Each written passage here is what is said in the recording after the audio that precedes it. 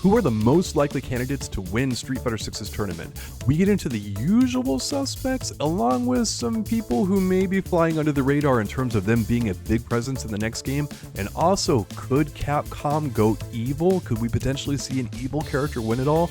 All this and more on this episode of EventHubs Talk-A-Block.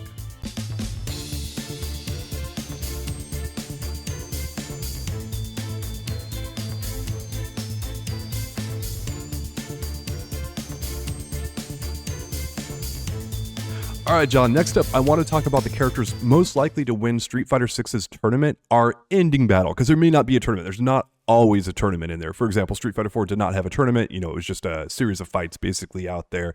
And we'll start here with the most likely candidates. But before we get into it, if people can psycho crush the like button, which always is very helpful to the channel, we very much appreciate it. I've started liking almost any video that I watch on YouTube now that I can appreciate a little bit more, how much work will go into a video. So even if it's like, just to give us a thumbs up for doing the work here, we appreciate it, guys. Thank you. So helpful. Thank you so much for the people who actively do it too. A lot of people already do. We really appreciate it.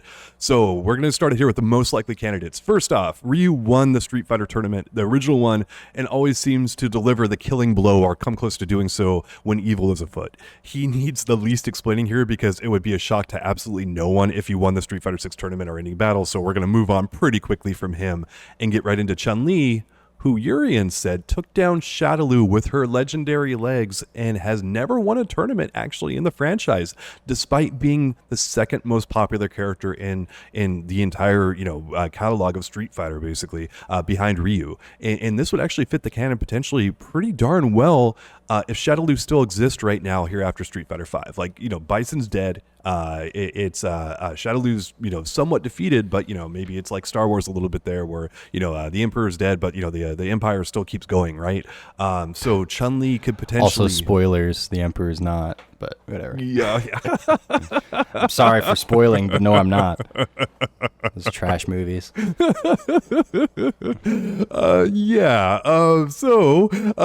there's Chun-Li's the candidate, and then there's Guile, who's actually on the edge of discovering major corruption in the military and has heavy ties to all the previously mentioned characters, along with another character we'll talk about here in a second is Luke.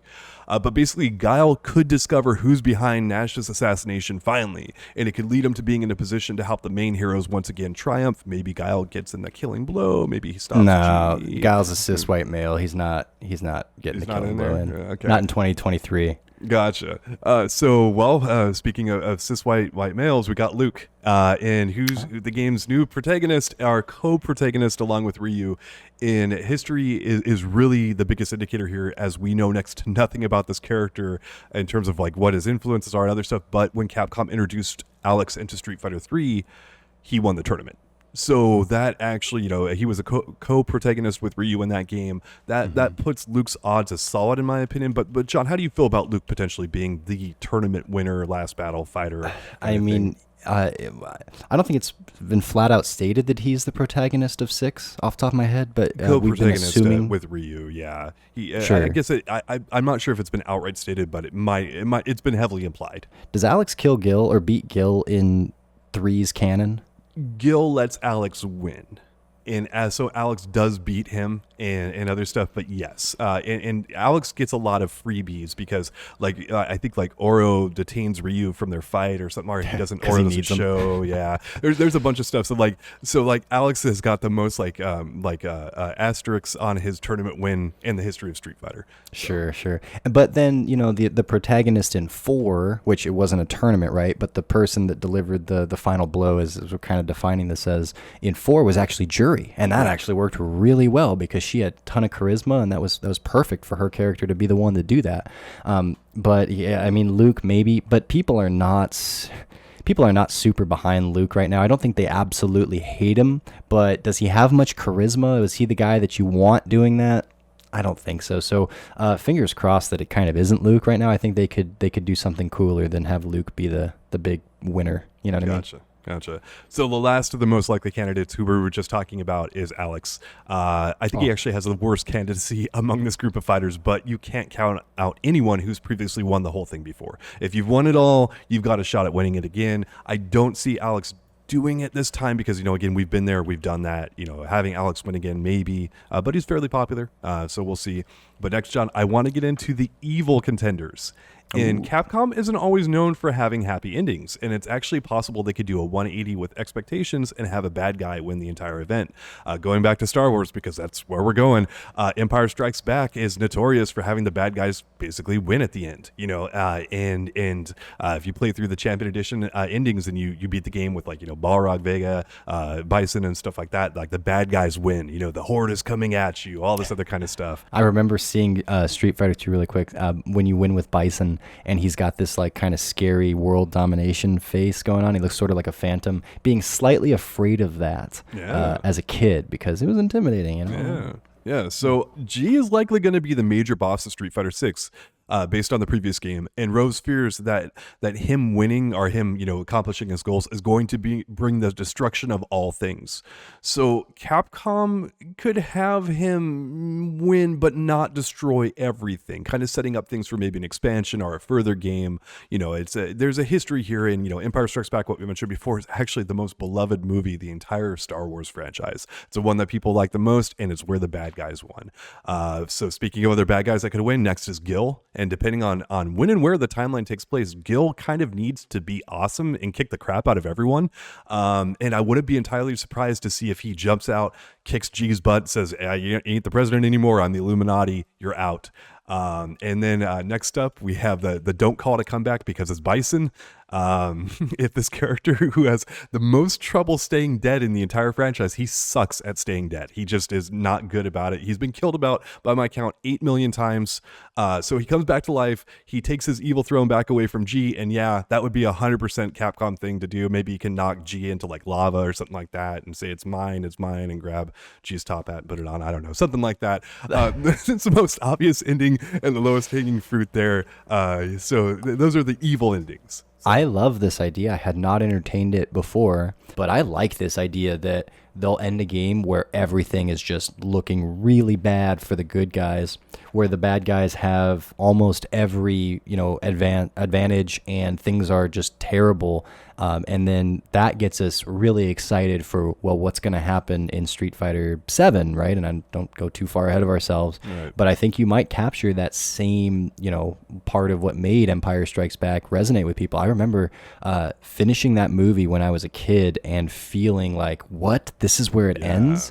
Yeah. And not being happy about it, but I remember that, I think, single feeling more than anything else when it comes to Star Wars, maybe besides the badass Darth Maul fight, because that was awesome. Little 1999 John was really hyped for the Darth Maul fight, but yeah, that ending would be really cool. And I dare say, if they do it well, they'll have us sitting on the edge of our seats for Street Fighter 7 for the story. And when's the last time that happened? Yeah, pretty much never. Street Fighter 2 is the last time I remember people being really hyped about, that kind of stuff. But now we're going to get into the outside chance characters. I don't think this is very likely, but I do want to mention these three.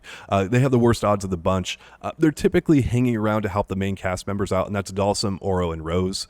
All three of them seem powerful enough to get the job done. They're all very powerful characters in their own right, but I don't think any of them are really characters you want winning the actual tournament, as their jobs are basically to get in there and support the main cast members and help prop them up.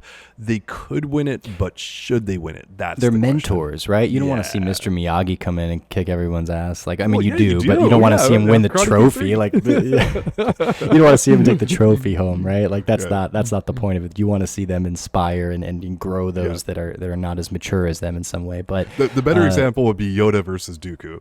You finally see that. You love the ping pong ball, John. Don't tell me you don't. I remember gosh, there's so much Star Wars, you're right. But I do recall how impressive that was in the moment. But I think back on it, I'm like, little pinball spinning around with a lightsaber, and oh man. So anyway, getting into the last characters we have here, the redemptive arc characters. This last category is just going to be two characters who potentially undergo some kind of overcoming of their past and evil to take the top prize. And remember how I said you couldn't roll out any past winners with Jury and Sagat. Jury won. Sagat better be on this. Yeah. Jury won the Street Fighter 4 last battle, as you mentioned, by landing the killing blow on Seth. And Sagat is working towards completing a redemptive arc for quite some time now. But he's a multi-time tournament winner from back before Street Fighter 1 took place. He won a ton of events, a ton of things. He is one of the most powerful fighters in there.